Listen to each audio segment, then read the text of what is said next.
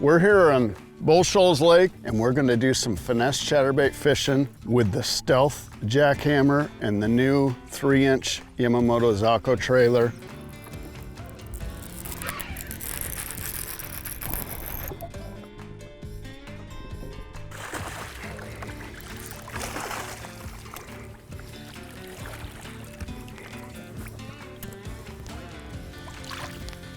There we go.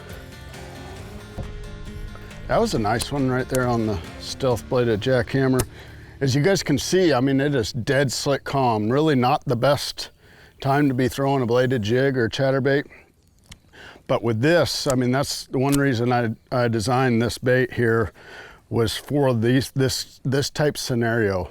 Dead slick calm, whether it's post front or heavily pressured or super clear water. We got clear water and we got dead slick calm conditions, and that's really where this bait shines. It's just a little bit more subtle, has a tighter vibration than the standard JackHammer.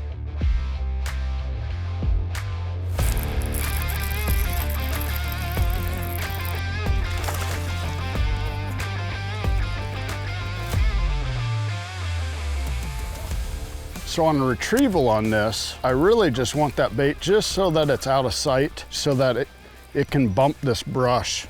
I don't want it to get down in there too much because you're gonna get it hung up, but I just want it to come over there and maybe hit one of those limbs. A lot of time that's when those fish will react to it. Now, if I'm fishing this in grass, you know, whatever speed I need to, just get it so that it ticks that grass. You don't want it to get clogged up in it. So if the grass is up higher, you're gonna reel it a little bit faster. If the grass is more subsurface, you're gonna have to slow it down so it's just ticking that grass.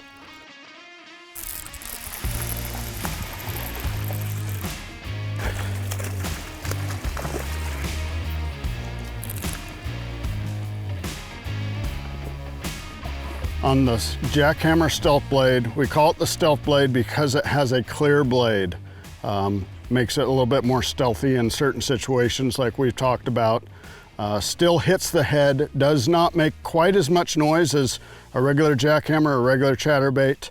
The other thing that's very distinctive on this, has the same JackHammer head on it, has a double trailer keeper on here to keep your trailer on, hand-tied skirt, less skirt material than a standard JackHammer, a thinner, same style hook, kind of wide gap O'Shaughnessy, but a nano coat thinner hook for that lighter line like we talked about. And then the 3-inch Yamamoto Zako, pretty much just its little brother to the big one. 3 inches, has that segmented tail, really helps that vibration and look natural. I don't want that trailer to have a big wide wobble because the bait itself has a lot of action to it. I want it to be subtle in the water.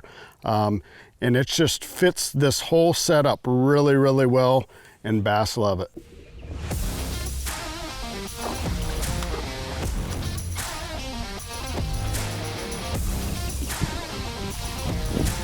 Look how he choked. Look at that.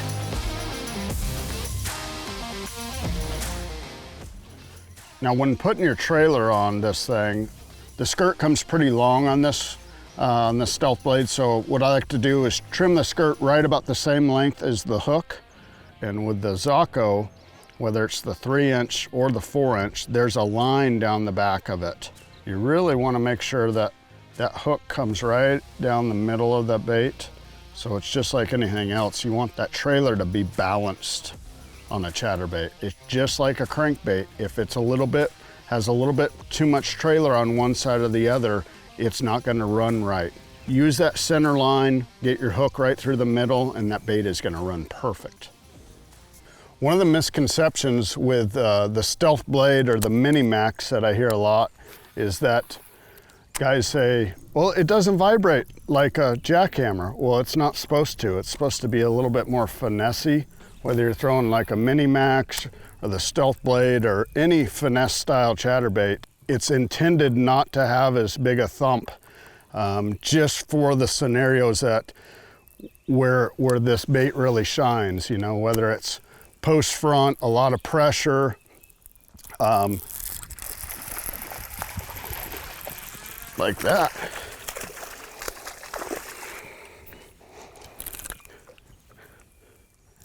Dead slick calm. It is hot out today, guys, and I mean, it's hard to get a bite on a regular jackhammer, and the StealthBlade's catching them. I use the same rod that I would on a regular ChatterBait, and that's a 7.3 heavy action glass rod is really what I prefer. The glass rod is one of the most important things with ChatterBait fishing. The biggest misconception that people have with ChatterBait fishing is they look at it and they think it's a jig, so they ended up putting it on a very fast jig rod, and you want it more, you want to think of it more as like a crankbait. So you want that parabolic action that that glass has. And as you can see, when I bend it there, it has that big bow to it. That's what we're looking for in a parabolic action. And you know, until we really started designing specific rods for ChatterBait fishing, it was hard to find a heavy action glass rod that had that good parabolic action. Every glass rod before that had that tip, but it was soft all the way down. So if you got a big giant 8 or 9 pounder and stuff like this, you had no way to get them out. So you want to have that power, but you want to have that parabolic tip. It allows you to cast the bait really good, and it allows the fish to get the bait, and you get the fish in the boat. For your reel, I really like a 6:3:1 gear ratio, kind of that medium gear ratio for throwing a ChatterBait. You can speed it up, slow it down, just depending on the scenario. Today I'm using a Daiwa Tatula Elite. Just a really good workhorse reel, has a big handle on it, good drag, something that you can really have a lot of power with. And then of course the line with this StealthBlade jackhammer or any type of finesse ChatterBait like the Mini Max, I'm gonna throw anywhere from a 16 to a 12. This StealthBlade has a little thinner hook, so you can downsize your line and still have good hook penetration. I like Sunline FC Sniper fluorocarbon, whether today we're using 14 pound or on my regular jackhammer, I'm using 20 pound.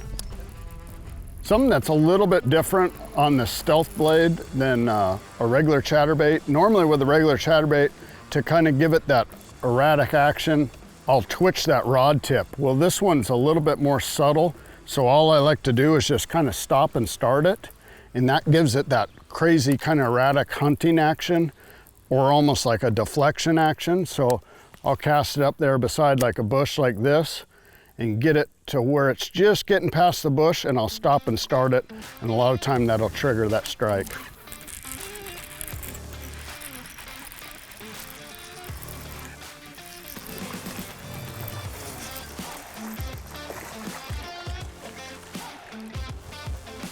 There we go, that's a better one right there. Oh man, that's fun. Well, there's some days that StealthBlade outproduces a regular jackhammer, and today is one of them. Dead slick conditions. Those fish are just kind of finicky right now, but that less vibration and that little bit smaller compact size really does the trick.